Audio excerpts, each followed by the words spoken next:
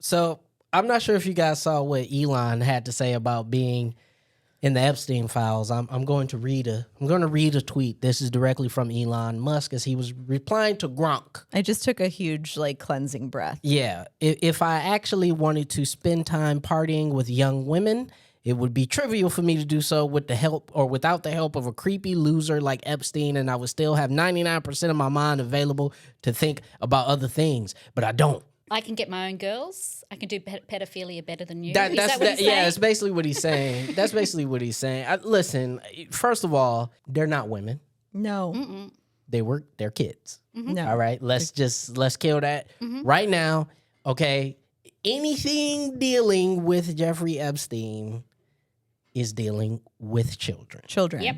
Okay, Young so I don't girls, want the word teenagers. Yeah, I don't want the word women in any of this conversation. No.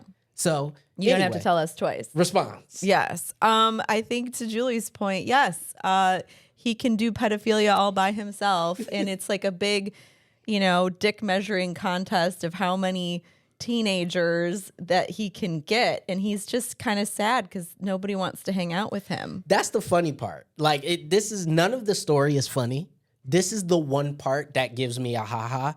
Is the fact that this man on Christmas Day was sending emails to Jeffrey Epstein to get on the island, and he couldn't. Nobody wants you so here, Elon. Lame, he can't even go to the scumbag party. But let's, from a human perspective, it's fucking Christmas morning. Who gets up on Christmas morning? Now, Adrian, you have children. I do. I'm pretty sure that when you have children, and he has 100 children. They all hate him. Of course they all hate him. Only like 2 live with him. But I'm pretty sure on Christmas Day, surely they must be with him. Like, I want the presents, like, at least. If I'm a 5-year-old kid, I want the fucking presents, right? And then dad gets up and fucking goes to his computer and says, where can I get to a pedophile party? Like, who's having the best pedophile party? Sends emails. That's what he wants for Christmas. That's all he wants for Christmas is to be invited to the island with the rest of the pedophiles. Yeah. No, it is hilarious because here you have a person who was playing around and managing so many people's money and dealing with billions upon billions of dollars to look at one of the richest people on earth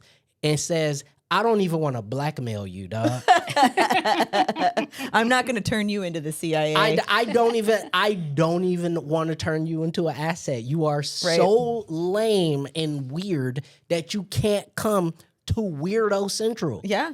And it is Weirdo Central on the pedophile island as well. So I think what I saw from Julie, and I think you should read this out loud, is the whole the goats thing. Oh, would you like me to read? Yes. Let's hear about the goat. Because when you frame it that way, it suddenly takes on a completely different context. Okay, so this is a tweet or whatever that someone sort of called Ragnar Blackwolf put out, which is hypothetically, if someone was accused of having sex with goats by over 30 different people and regularly denied it, but also dropped very public hints about how much he liked to have sex with goats for decades, and ran a goat pageant to find the best-looking goats and was best friends with someone who got convicted of fucking goats and trafficking goats to friends all over the world who also liked to fuck goats, and his name was in the classified Goat Fucker Chronicles 5,000 times, and he wished other goat fuckers well in prison. What do you think the odds are that person also is a goat fucker? 100%. I mean, just putting it that way kind of takes it to another level. That yes, Trump probably did this shit. It's a high chance. There's a high chance he is a goat fucker. Yes. It is very, right? Like this whole thing, like you said, it is not funny. It's terrible. It is terrible what happened to these young girls.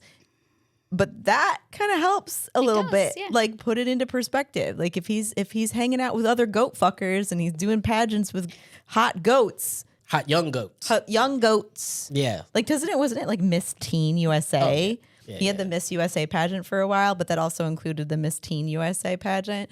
Of course, we're all referring to the fact that they released this treasure trove of Epstein files recently. What I found interesting, because I could not bring myself to do any kind of deep dive on this shit, but when I did go to the website, which was a .gov website, to look up some of the things, it immediately says, like, it's almost like a porn site. Like, are you 18 or over? Yeah. Like, you have to agree and put your birth date in to just, like, view the Epstein files. Yeah, it's pretty terrible. But before we get put on any kind of watch list, welcome to the Point of Disorder podcast. I am your host, Norris Howard, for today, joined alongside the intrepid crew. Thanks. It's Adrian. And I'm Julie. Don't forget to follow us on all of our social medias at Point of Disorder, as well as at The Guerrilla Politics and at Distill Social on YouTube, Instagram, X, and all the places where you go and find wild and crazy information about what's going on in the world. And yeah, the Epstein files, I unfortunately spent most of my Saturday looking through it because I feel like I need to know what I'm talking about. And I'll tell you, by about 2 p.m., I had to shut my laptop and just walk away. And I literally just went outside and just stood. It was really cold. I just stood there for a minute because it was that jarring. It was that disgusting and that awful. But the thing that I want to highlight, obviously we know all about the crimes Epstein was convicted of. We know the things that the people who he was attached to, all that. But what I want to talk about is just how much crap he had his hands in. I don't like you saying fingers in. In terms of, okay, fine. How many global scale things he was involved in. Yeah. And one thing that I want to highlight is the fact that apparently he met with the founder of 4chan, the internet's armpit. And right after that meeting, 4chan's first dedicated political board was created.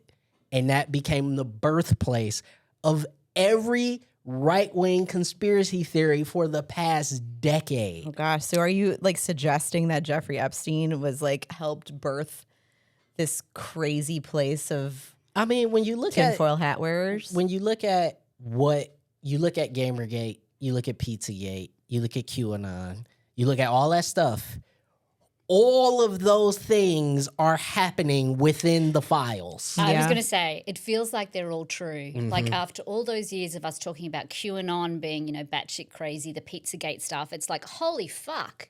Maybe it's real. Maybe it's real. This is our tinfoil hat podcast that we end up having on. I mean, that's kind of wild to me. On I think it's on Bumble or one of the sites now, Hinge, which is the one that I was banned from. There is one of the prompts on the profiles that's like, what is a conspiracy theory that you can get behind? That's a prompt on there now. Is. So I feel like this opens up a whole new realm of possibilities for people in the dating world with that prompt. I mean, I don't even think at this point we can call certain aspects of it a conspiracy theory. Yeah. There is absolutely a cabal of powerful people that have been trafficking young girls for 20, 30, 40 years, and maybe eating longer. Pizza and drinking grape soda. Yeah, that's true. That's got to be code for something in there. Like they're not eating that much pizza. Yeah, I mean, and we've seen, we're not going to spend the whole show talking about this because obviously if you want to go look at the files yourself, they're available. But another thing that I want to bring up is the main reason and the main holdup for the files in general was the fact that they were saying we must protect the victim. Yeah. We must protect the victims. And we find out that they didn't even do that. So what they did do in this last drop, it turns out they protected the abusers. They did that. So there's a lot of redacted information about the abusers themselves. But they outed 43 of the 47 victims, basically including their full names. Oh, Jesus. And details. They're being harassed at the moment because their details were unredacted. Oh, my God. So it's like this whole thing, it breaks my heart. It makes me sick in my stomach to think about the fact that we are living in a society and we are being controlled by these, let's put it out, these billionaire pedophiles who are literally, and the government is happily outing the victims and protecting the bloody abusers themselves. Makes me sick. Well, I did see that picture of Prince Andrew. Did you guys see that one where he's like really creepily like laying over the top of a girl who looked like she was like passed out? Yeah. But I feel like Prince Andrew and a lot of the people from Europe that have been involved in this, they're suffering. They've been outed from society. They've been fucking which put is into the good, corner. and what we need to be doing here too. We absolutely need to be doing that. And that's kind of the thing with me is I think the apparatuses of power are massively underreacting, right? Because listen, we know that the populace, I think people, you see it on social media all the time, like, Americans, you need to do something. You need to do. We know the something people are saying that they need to do, and I do not suggest anyone do that and put themselves at risk. But our checks and balances, which we know have been destroyed over the past few years, they've completely eroded. They're gone. They don't exist anymore. Because we've seen elected officials be held to account for significantly lower bars. I mean, listen. Al Franken takes a wild picture with another adult, by the way. Okay, they push him out. Right. Fine. Right? We have Bill Clinton gets impeached for, maybe an abuse of power, but for all I know. I want to point out, definitely abuse of power. Abuse of power. We got more to say about Bill Clinton on another episode. And abuse of power. But at the same time, again, two adults doing an adult thing. Right. We're talking about a massive ring of exploitation of young girls, and it was just this one guy? It's sex trafficking. It's just and this one is guy? one of those things that Republicans have always kind of stood up and said, sex trafficking is bad, human trafficking is bad, and we need more account for it. Well, here you go. Here's a treasure trove of millions of files of the people who are actually doing the trafficking. Y'all ran up in the Capitol for less. Right. That was a less egregious thing to be that mad about, and y'all ran up in the Capitol. Can I just say for a minute, I think using Republican and Democrat in this instance, it's not necessary at this point because that's true. It's about power. Yeah. It's about money. Yeah. And it's basically about, you see that Peter Thiel, I don't know if you saw the email between Peter Thiel. I was just going to bring this up. So glad that you did. And Epstein, in which basically, would you like me to read it out? Sure, I think sure. it's an interesting, it's very much an interesting insight into. Seems problematic. Yeah, it does seem problematic. Anyway, this email is between Epstein in 2016. It was in June of 2016. Basically, Epstein says in an email to Peter Thiel, Brexit, just the beginning. And Peter Thiel comes back and says, of what? And Epstein comes back and says, return to tribalism. Put a pin in that because it's important to think about. Counter to globalization. Amazing new alliances. You and I both agreed zero interest rates were too high. And as I said in your office, finding things on their way to collapse was much easier than finding the next bargain. I have a question. These guys are already in charge of world order, so what's the point of making new world? Like, they're trying to make a new world order, and they're already the world order. Right. But they want to shape it in such a way that they're just, they take over everything. I mean, they already have everything. They want a race to be the first trillionaire, But it's more than that. It's more than that. It's got to be. And dehumanization. So look at the first comment, which is tribalization. So basically trying to turn it into tribes. So we've got Democrats, we've got Republicans. If everyone's fucking fighting with each other, and that's what we've been forced into. We've seen it over the last 10 years. You guys have probably seen it over a much longer period when you've got two parties, a two-party system.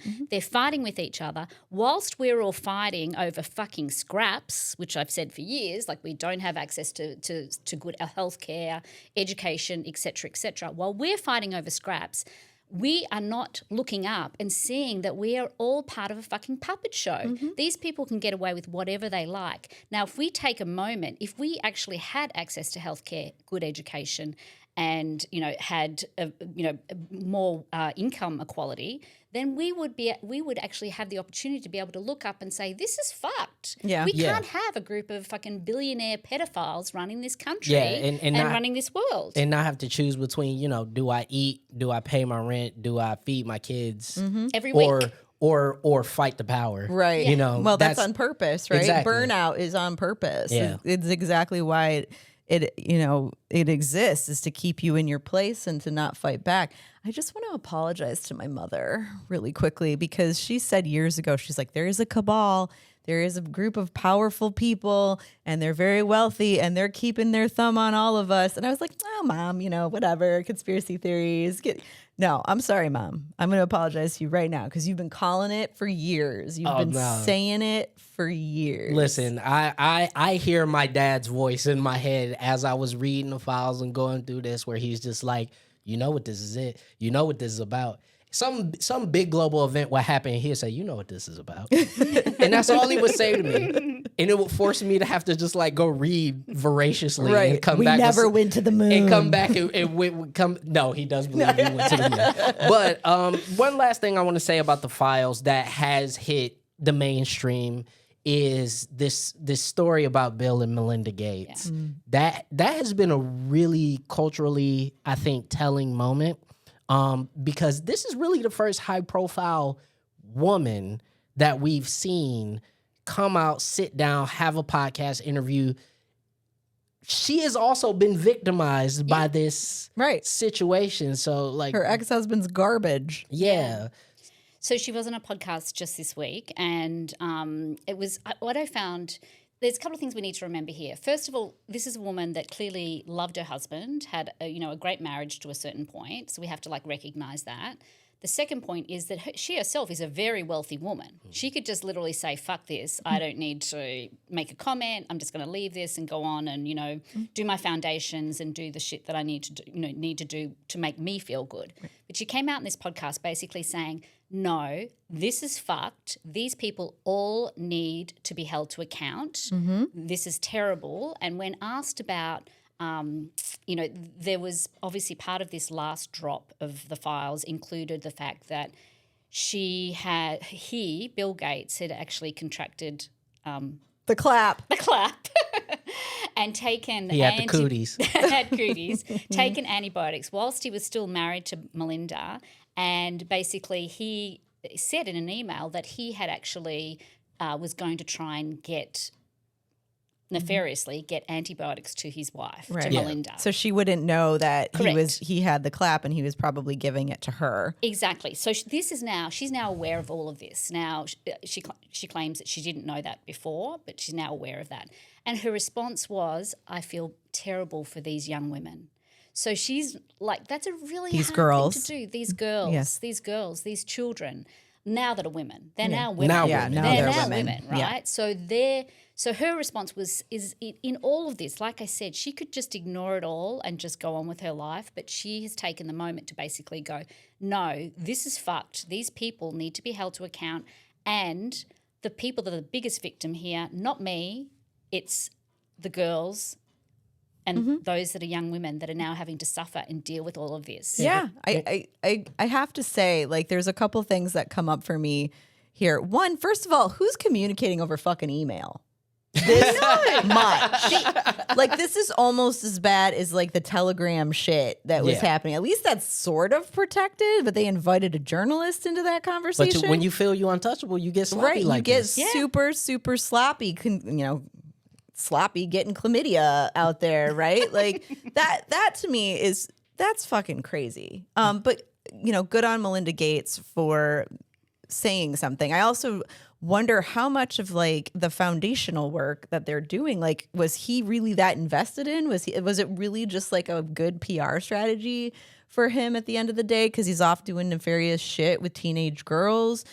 Also, if you're running world, health organizations, can't you get your own antibiotics? That was my question. My question was, you're Bill Gates. You're one of the richest people in the history of people. Right. And you're telling me you can't get a house call for some amoxicillin? I'm wondering if it's because he just didn't want it to get back to his wife. Or just a fucking condom, people. Right. Condom. Right. Or how about don't go to the weirdo island and have sex with young girls? Right. Let's just stop it. But anyway. You know that a shit ton of other weirdos are having Exactly. fucking sex with. So, yeah. Nobody was fucking Bill Gates before he got rich. Let's all just be real about it. Yeah.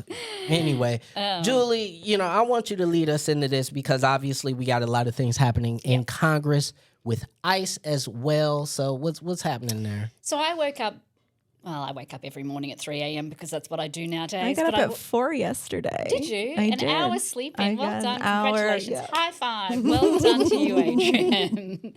But I woke up with this very clear thought in my mind about where we're at right now. So it seems clear to me that the Trump-Miller administration have a clear governing strategy. Kill and terrorize poor brown people and people that support them, and protect and run cover for rich billionaire pedophiles and make sure that they make bank out of it. Mm-hmm. Yeah. And to me, it connected everything in terms of from the Epstein files to what's happening now with ICE and immigration here in this country. Well, yeah, because I mean, how do we? Everybody has said, all the stuff in Minneapolis and Venezuela and all these things are distractions from the Epstein files. And I think two things can be true at once. I think they are simultaneously distractions while at the same time just evil and wanting to just oppress people.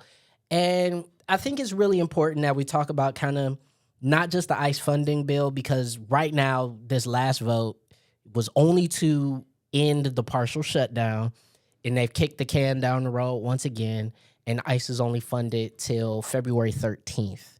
Now, where we are is that if they don't get the funding, they're going to have people working without paychecks, which we know they'll have desertions, they'll have people quitting, they'll have people not doing it anymore. But the Democrats in the House are trying to put different rules in, no masks, so on and so forth. Body cams, I know, was a big thing that they wanted as well. But we got to get to the root of the issue. And the root of the issue is the fact that none of this is constitutional. No. Yeah. None of it. No. Unlawful search and seizure. What is that? The Fourth Amendment. Going and doing fucking administrative warrants. There's no judge signing that shit. Sending people out in the dark of night. Like literally, like I was watching some video from Minneapolis last week, and it's 13 hours. Mm-hmm. That's how quickly they're deporting people because they don't want to, they're denying them their due process. And then they don't know where they're going. They don't know where they're ending up, which is really fucked up, right? Yeah, so you got that. You got the cruel and unusual punishment. Right. You got the suppression of people's First Amendment rights. There are people should be going to jail over this stuff. Yes. Like these are gross, fundamental violations of people's inalienable rights, and we're just watching it on TV every day. Now, similar bills are also going through the Michigan Senate. I know the Michigan Senate and House Democrats have come together to try to push some of these bills forward. It's gotten some traction in the Senate, but we'll see. So these Senate bills that are going through 508, 509, and 510 would prohibit ICE agents from conducting operations basically in sensitive locations. So like hospitals, schools, places of worship, right? So they were, churches were always considered sacrosanct. Like you can go in and you can get protection. This is like thousands of years of religious history. Literally thousands of years. Right? So prohibiting the use of face masks and preventing municipalities from cooperating with the agencies as well. So there's several bills that they've been working on. Can we bring it back to money? Yeah. And I feel like a lot of the reaction from many people, and it kind of ties all this together, quite honestly.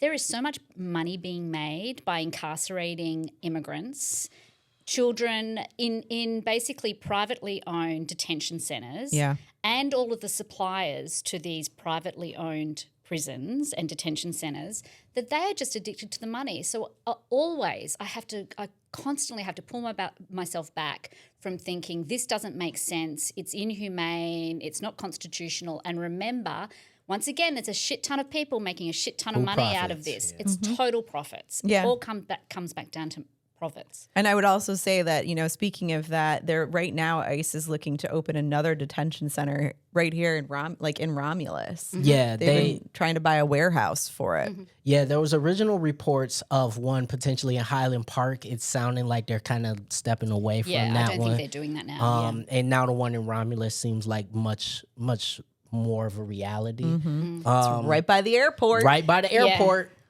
Not far from either one of them. I've also been thinking about this, and not to sound too alarmist about it, but it is a conspiracy theory episode, if you will. Like, what are you going to do when you've deported all the brown people you can deport? Then who are you going to house in these prison centers? The rest of us. Hello, people with podcasts, right? Like, who's gonna get the money now? Like, if they're looking at being temporary facilities. It's a snake devouring its own tail, Yeah. and that's just the way it's always worked. Look, they've learned this from the Axis powers back in Europe, and what ends up happening is they jail and take away way too many people, and somebody goes, "Wait, I'm not one of them," Right? And they fight back. But yeah, I mean, we see it right now in Minneapolis. We knew many people, tens of people, have been dying in detention, have been getting shot by ICE, have been getting gravely injured by ICE during interactions sexually with them, assaulted, and just straight up disappeared. Right. We knew all that. But it took, unfortunately, for two fairly young white folks to get shot in Minneapolis, old folksy Midwest, for the country to be spurred into action. So it's devastating, but I want to stay on Minneapolis right quick because over the past week, there was a really disturbing event that happened. Now, no one died, thankfully, but well-known independent journalist Don Lemon, formerly of CNN, as well as Georgia Fort and a number of other journalists were arrested for covering a protest that was inside of a church. So we just talked about churches normally being sanctuaries. But this protest was because the pastor of said church was like the head of an ICE division. So he was he was informing ICE, he was letting ICE know where certain people were. And that has become a national flashpoint, and they're using what's called the FACE Act in order to arrest these journalists. Now, Julie, can you tell us a little bit about the FACE Act? So the FACE Act, so interestingly enough, in Trump's first year, so last year, he was trying to basically get rid of the FACE Act because the FACE Act is basically an act by which it protects places such as abortion clinics, medical clinics. And churches. From basically being blocked. So it's stopping protesters from blocking people that are going to church or going to an abortion clinic or some other health clinic to be able to get in and access the care or to be able to worship or whatever it might be. So they did try and get rid of the FACE Act. They were trying to tear it down. Now they've worked out a way. These people, you've got to give it to them. I'm going to give snaps to the fact these people are pretty fucking clever. They've worked out a way to use this act. Not. Oh, this Nah, but you got to say they found the loophole. They found the loophole to make the stuff work for them. Yeah, Right. exactly. I know, fine, but cacistocracy over here. Yeah. I'm just saying that they've worked out a way to use this FACE Act to work in their favour. So basically using the fact that churches are a place where which is included in the FACE Act, and that's how they arrested, I think the FBI went and got Don Lemon and Georgia Fort, and also Walter Masterson, who's a friend of the show. Friend of the pod. We've done a lot of work with Walter over the years. We've covered a lot of events with him around Michigan. He comes here pretty regularly. He went to a synagogue. Yeah. It was a synagogue. It was a synagogue, yeah. Where Tom, is it Susie? Tom Susie, basically, who's a Democratic New York representative from, basically had a town hall.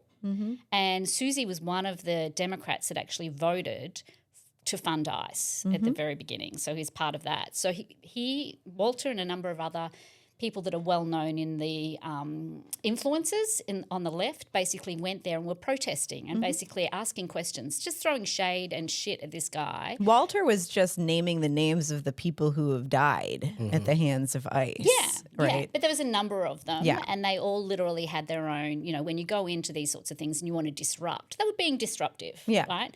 The police came and they asked them to leave, and they left and said, there's no problem here, but, you need to leave.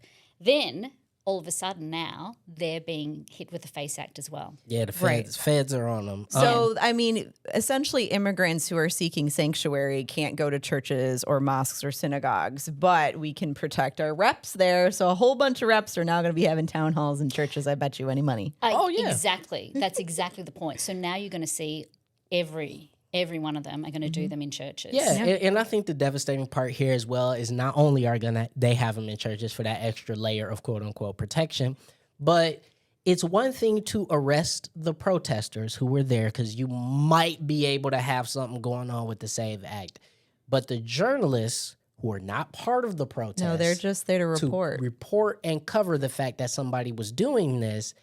That once again is another cross of the Rubicon where we continue to erode how people get this information, learn what's happening in our communities, learn about what's happening with ICE, with the federal government and their complete overreach in many different ways. I'm trying to explain to y'all that this is not just not normal, but this is very deliberate. Yeah. This is not just Don Lemon was there, go get him. No, it's a very deliberate thing that's happening. They're like, while we're at it, while we're arresting these protesters under the FACE Act, these journalists happen to be here at the same time. I would just like to put out to anyone who's listening to this podcast right now that we are not broadcasting from a religious institution. We're in a regular building, so you can't bring the FACE Act in here. It's a cold building at that. It's a very cold building. I think the big shout out that I want to give here is that all of these people that we're talking about here are not in mainstream media. They may have been in the past and they may be professional journalists, but at the end of the day, they've left mainstream media for one reason or another, and they are now doing going and reporting independently. And so here's the thing. What they're doing in the back end is taking over, in terms of the government, they're taking over and controlling mainstream media, looking at you, basically CBS and CNN and all of these corporations that are now owned by bloody billionaires that see above what we were just talking about before, all the billionaire oligarchs. And what they're doing is now going after people that are independent media, like ourselves. Yep. And it's bloody hard to do this work. I'll tell you, it's incredibly hard. This was chilling to me because Gina and I, for those of you that have been following Distill for a long, long time, we started back in the days when we would literally go to these places, interview people, cause a little bit of, ruckus. Good trouble. Yeah, good trouble. And that's still what we do. And that's always been because we know that the real information and the information that people need to see and need to hear about is not being covered by mainstream media. So we've been doing this for years. So this is really chilling to me that they've got a two-prong approach when it comes to media. One is to own mainstream media and have it controlled. So the information that you're getting via your television and your radio and your newspapers and whatever your traditional media is basically being skewed and put through a sieve so it makes you feel comfortable about what's happening. Propaganda. Yep, exactly. And then on the other hand, they're trying to basically lock up people that are independent and going out there and trying to bring the truth to you on a day-to-day basis. And the thing is that, Don Lemon is somebody with the resources to be able to fight these cases, and in the long run, he probably won't go to jail, but he'll be stuck in this process for a long time. I'm sure he'll get a book deal or whatever. Right. The average independent journalist is not going to have those resources. They're not going to be able to fight against it. So even if they don't go to jail, they'll be stuck with these massive legal fees. Yeah. And, pushed into destitution. So And we all know that they have there are no grounds for this. No. It's not going to happen. They're not going to go to jail, hopefully, but there's no grounds for this. But it's the point is fucking making it difficult. Trump has been doing this for decades. Decades. He's been suing people and suing them just basically so that they're paralyzed. Yeah. Yep. And they're too scared to go and say anything against him. So they have a real methodology behind this that's well thought out and well practiced. I think that brings us into a really good segue for this next thing, which is when you're talking with, city and county clerks who are administrating our elections, they're regular folks. They live in regular houses, and a lot of them are voted in, and it's a volunteer position in some instances. And we know what happened last week in Fulton County, Georgia, because Trump is like fucking fixated on this 2020 on 2020 and it had Tulsi Gabbard and the FBI essentially raid the Fulton County clerk's office and take away all of their 2020 election materials. No fucking idea what they're going to do with them. No idea if they're going to stuff them full of fake ballots. No clue. But now he's on this whole thing this week about the national takeover of elections, which again, unconstitutional. Say it with me now, right? Article 1 basically says states are the ones who are in charge of their own elections. And this also goes counterintuitive to Republicans have been saying for years, which is states' rights, states' rights, states' rights, including we fought the Civil War because of states' rights. And that's my point. It's like, okay, I know we can, talk about the power structure at all, right? Like, we're not trying to separate the parties too much when we're talking about just defending normal people. Right. But this one is a very clear, like, you built parts of the entire modern Republican Party on states' rights. We run stuff how we want to run it. The federal government doesn't need to be anywhere near our elections. And now, which, by the way, your boy is back in power. Right. Right? Your boy He is was back elected. in. He was elected, He right? was. Okay. And now he's talking about national takeovers of elections. And just like guns, the American flag, and partially the NFL, I didn't think people on the left would get federalism too. No, here you go. This is kind of crazy. But yeah, he specifically named Atlanta, which as you said, the Fulton County ballots. He also named Philadelphia and Detroit, Yeah. which, by the way, black. 80% at least. Yeah. Black cities. And he's basically complaining about the elections. And he's also saying like 15 other places is like, quote unquote, that he thinks the feds need to come in and take over elections, which is if you're not paying attention to anything else right now, this is what you need to really be sinking your teeth into, because this is what gets me up at night in a cold sweat at 4 a.m. It might be the perimenopause, but yes, go on. Perimenopause and the SAVE Act, which we've mentioned the SAVE Act on the pod before, but go out there, take a look. It's a federal law, essentially, that says women, like people, they're like people's birth certificates need to match their current ID's last name. So if you are like the millions and millions of women out there who have changed their name, suddenly you might be disenfranchised and may not be able to vote anymore because of this act. It is very insidious.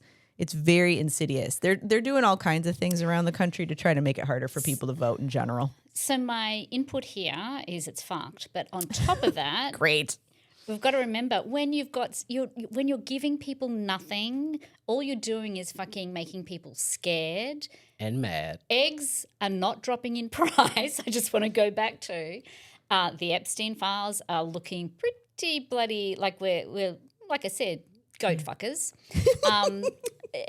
Like literally nothing is better today than what it was in 2024. It just fucking isn't. No. So therefore you can't expect, and also I'm sure that they're all seeing what happened in Texas on the weekend in terms of it was a huge landslide in terms of an election in Texas that went to the Democrats on the weekend. So they are shitting their pants quite literally. Yeah, the only way that they can win at all is to cheat. And we all know, like literally every single congressional election is a referendum on the president, and they always lose. Yes, notoriously. They always lose. So this is a matter of like, well, how big do you want to lose, right? So of course they're going to have to try to cheat or make it harder for people to vote or take away voting rights that we've had for many years. You know, Trump's always talking about absentee voting. But that's one of the reasons he won in 2024, right? So he wants to take away absentee voting from people. So, but you know, the other thing that I find kind of remarkable about this fixation is it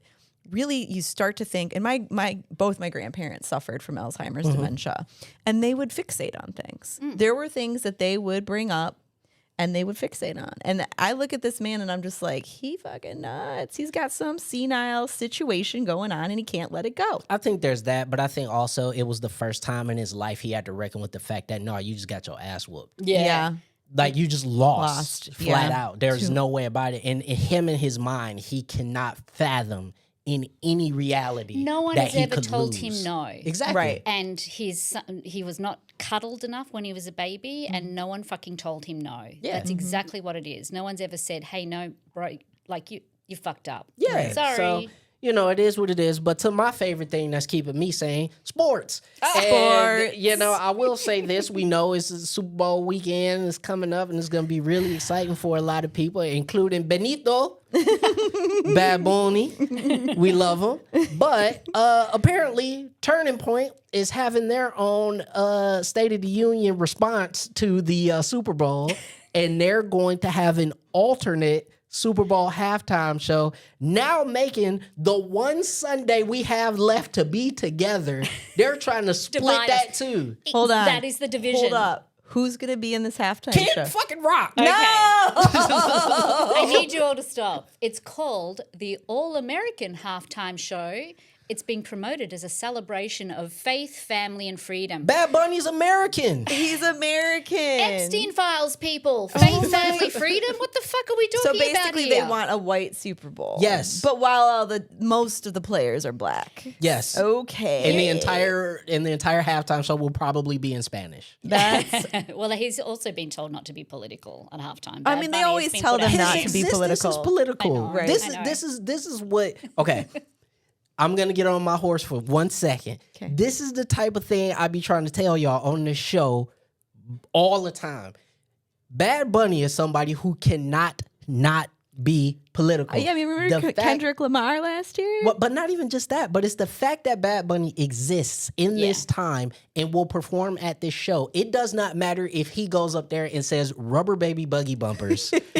People will have an issue with it because he is a Puerto Rican man that dared to perform at the Super Bowl. It's as simple as that. He's American. Remember, Puerto Rico, part of America. Part of America, You have to tell people I that though, know. because they think Puerto Rico is a foreign country. No, I know. It is not. You don't need a passport to travel there. Can we have a laugh for a minute? Sure. Yes. I was going through the list of artists, apart from Kid Rock. No, that are you gonna had be it right there. the first Artist time. is the wrong. Artist is the wrong word. The list of cunts that are also going to be playing with Kid Rock. Brantley Gilbert, Lee Bryce, Gabby Barrett. What the fuck are these names? I've never are heard these of these people? people. I have no idea. Yeah. It's like I would have it's thought they would fucking at least weird. got some, Jelly Roll or like some more No, contemporary Jelly Roll's buddies with artists. Eminem. That doesn't mean anything. But I don't think he's like one of them. You know what I mean? Nah, he had an opportunity to step up and he ain't taking it, so I Okay. don't care about Oh, that. we are taking everyone down to Everybody's good. He can bag. All right. You know what I'm saying? But, one thing I want to end on that was really funny is every now and then you do get a story out of Congress that's just batshit and you just got to laugh at it. Mm-hmm. So Congress's favorite gal, Nancy Mace, a story has come out saying that she, for months, had been pressuring people, her staffers, to vote for her in various Reddit posts to be the hottest woman in Congress. I just can't not see her walking through the graveyard. Remember, she walked through the cemetery. I forgot about the cemetery video. That's right. Okay, so she's running for governor of South Carolina as well. And everyone could maybe remember her for her best hits, like showing her naked image in a subcommittee hearing to talk about her ex-boyfriend.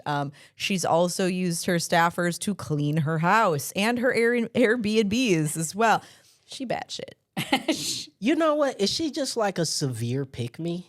I think she's a severe pick-me. I think she also has severe mental health issues. I think like undiagnosed something. But All right. she None also, of us are doctors. right. No. Yeah, we're not. None of No, us are I'm doctors. just making, Google assumptions Yeah, here from but what I'm reading. We've all worked in various capacities in which we've had employees and, teams and stuff Bosses, like that. yeah. And all that. I can tell you right now, if my boss came to me and said, I want you to go on Reddit and I want you to look at half-naked pictures of me and I want you to vote for them, I would tell you, no. Second of all, I would vomit because I don't want to see my boss in this capacity. No. Norris, why are you looking at me like that? I'm starting to feel like No. Julie is not asking you to I'm go not on saying Reddit. that. Is I'm she? just saying, just the very notion of my boss coming to me and going, yes, I would like you to see my half-naked body and vote on it. It's just, ugh. You know what this proves to me? This proves to me that anybody can run for Congress. Anybody Imposter can syndrome. run. Remind Yes. everyone, imposter syndrome. It doesn't matter who you are, what you do, what you've done in the past, or what you intend to do in the future. Fucking, you are better than most of the people that are running this country. 150%. Actually, that's the takeaway for today's show. Believe in yourself. That's right. Believe in yourself. You can do it. If these people can run our country, you can write that book. And Exactly. if they think they can be a world cabal, yes, you can do it. But Norris, we also need to talk about black squirrels. Yes. Gina So- said we have to talk about black squirrels. So I'm putting this out there right now, all right? Because a lot of people don't know this nationwide, all right? Detroit is still the blackest big city in America. Concordantly, that means our wildlife is also black, including the squirrels, all right? Listen, So- these squirrels came from up north. Because it was too cold up there. Okay. They went up there because they came in the Great Migration, just like the rest of us, and they kept going They north. came and in they had a reverse migration. They came back no, down. No, they kept going, and they got to about Cadillac or Muskegon, and then they came back down and said, it's too cold up there. It's a little weird. No. It's a little strange, and we going to just and it's a little white. Yeah, It's a little white. It's a little white. It's not a little white, The it's a lot squirrels of up white. there was making it so Very we couldn't drink at the pond. Oh my And so God. they came back down to Metro Detroit and said we was gonna get back with our cousins and them No. over here in Detroit. That's so Yes, funny. we do have black squirrels. There are black in Detroit. squirrels here, yes. But when I was a kid growing up, we go up north every summer, visit my grandparents, and that's where the black squirrels live. We didn't really have any black squirrels down in southeast Michigan. Yeah, we did. Did we? Yes, we had black squirrels my whole life. Are you sure? I'm absolutely sure. You lived in Livonia. I lived in Everything's a damn Livonia. cul-de-sac. Livonia didn't even want black squirrels in No, its it was sundown so much town. of a sundown town. That it The was- black squirrels couldn't even go there. I guess I never really paid attention to black squirrels before. See, there you go. But anyway, that's going to be the show for today. We thank you all for joining us. Once again, don't forget to follow us on all of our social medias. That's at Distill Social, at Point of Disorder, and at The Guerrilla Politics. I'm your host, Norris Howard. Say goodbye. Bye, everyone. Bye. See you next Thursday.